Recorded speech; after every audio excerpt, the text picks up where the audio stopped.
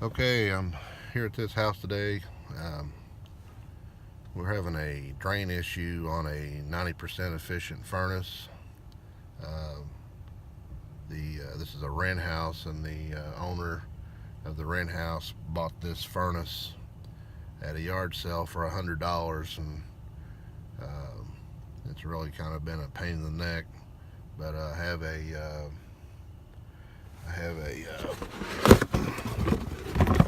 new,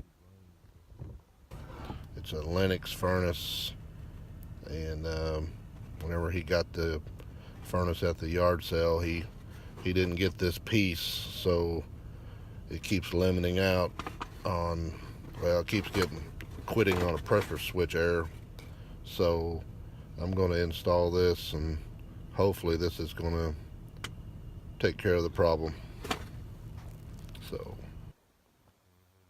we have I said it's a Lennox, but it's actually called a Aire-Flo 92% efficient furnace. It's 6 years old, and like I said, we're gonna try to get this thing going today if we can. Like I said, it keeps quitting on pressure switch. So basically what it's doing, it's running long enough to fill up with water, then it won't continue to run until the water runs off.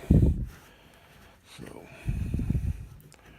we're gonna see if we can get this thing going today. Okay, so I've got this trap on here. I just want to see if it's going to work like this, or if I'm going to have to do something different. So, okay, continue to go out on pressure switch. So, like I said, I'm really not real familiar with these furnaces. 3 blanks, pressure switch.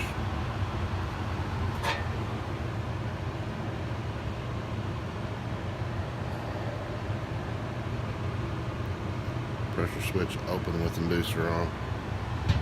So I'm going to take this collection box off in here and see if there's a plug that needs to be changed, because this, like I said, whenever he bought this, it had been installed in a horizontal position and now we're in a vertical position. So I'm thinking that possibly the water is building up and not able to drain off fast enough. So I'm going to take this thing apart.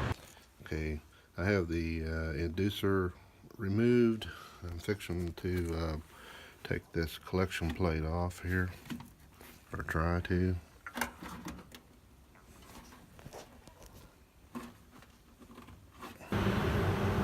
Okay, it's been running now for about 12 minutes, no issues.